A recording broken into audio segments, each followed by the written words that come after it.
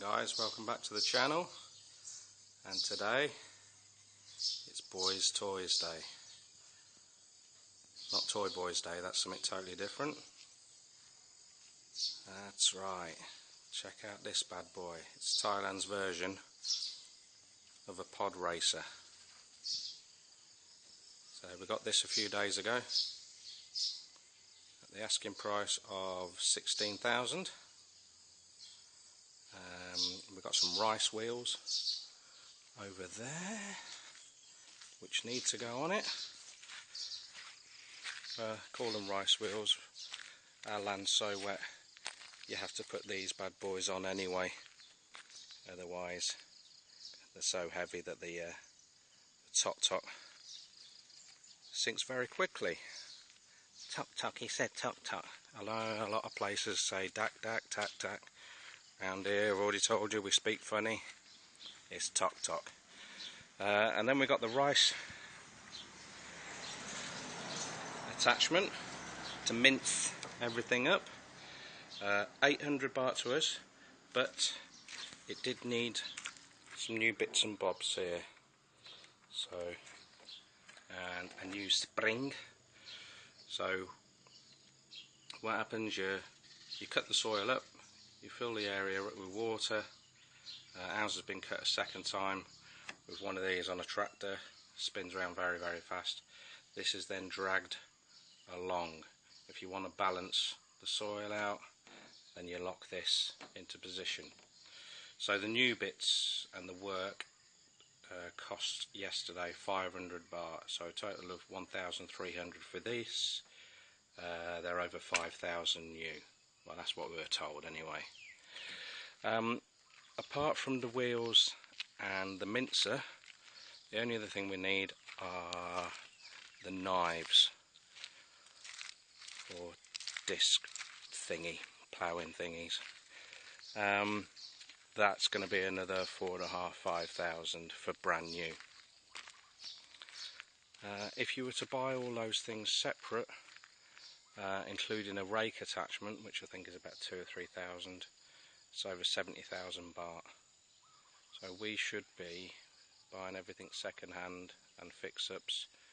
What are we? 17,300. Let's say 2,700 for the rake. 20. Buying second hand in Thailand, the country you don't know the language, equipment that you have no idea about. Well, I do know quite a bit, and we'll start with the engine.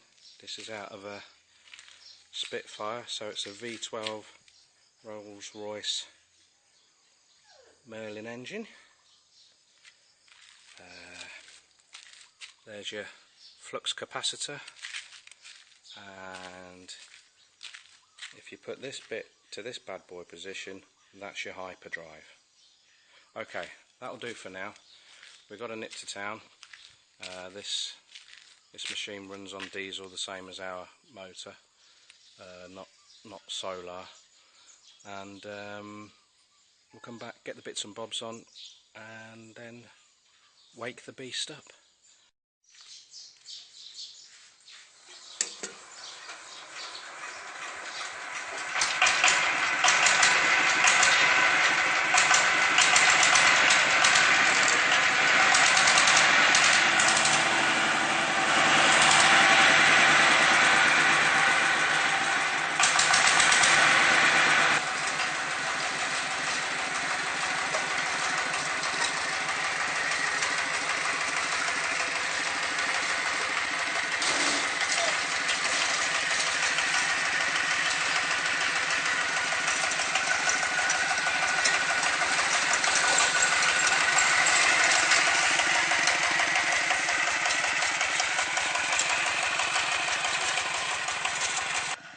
His nephew been chopping up the rice farm this morning, but it transpires that the sugar cane waste that was left over from the people who rented before, they didn't take it out.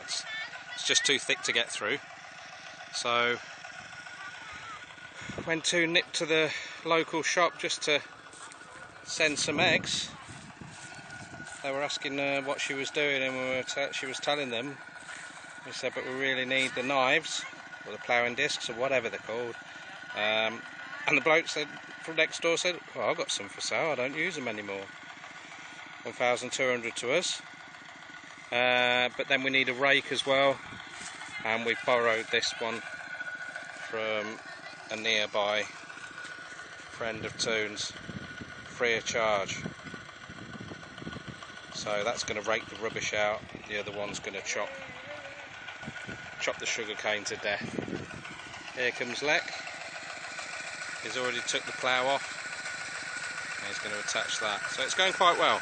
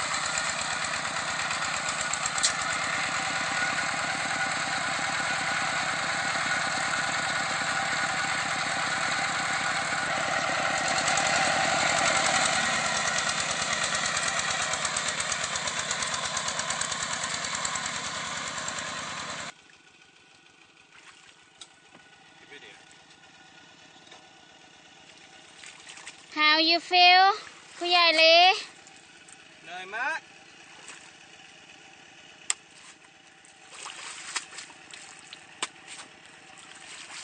เอาลีเดินดาวนะ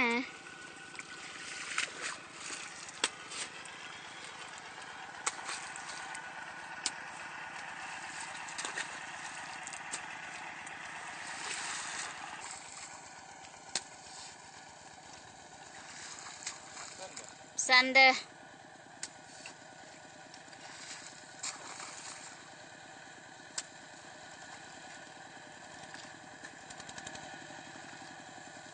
Let's put big lock on a chalk handle for make everything heavy. End of play. Rice farm. Day 1. Thunder's starting to roll in, so we've called it a day. And we've all done a full day's graft anyway, so let's give you the update. We're leaving the knives and the rake out tonight. That's me and the wife's dam building. Trying to get this water level up. Trying to push the water further and further back that way. The soil's so soft underneath here. It only looks about 6 inches deep, but when you get in there you sink. Well, I sink up to just below plumb height. And we've been cutting along the side of the farm as well. Here, over the years people haven't been cutting into the road each time and been losing more and more land. We should be about here, but we want to make sure that we're not overstepping the mark and cutting into someone's road by mistake. So we're going to get it measured, and if someone's been stealing our land, then the posts will go up where they need to go. We've even started digging around the banana trees here, again reclaiming the farmland. Hard work. This hasn't been worked for rice properly for many moons. So the soil isn't balanced. There's still sugar cane in there. So it's being chopped, it's being raked and balanced, but it's taken a long time. That's a full day on it. But once it's done, after that, every 3 months it's a new rice. It should just be mince it all up again and throw your rice in. So it'll be the same again tomorrow. The rice is in soak next door in their pond. So you leave it in overnight, then you take it out and then you cover it up for 2 days. You're almost sort of like steaming it. and then it will go like bean sprouts. They'll start to sprout roots, and then you throw it in.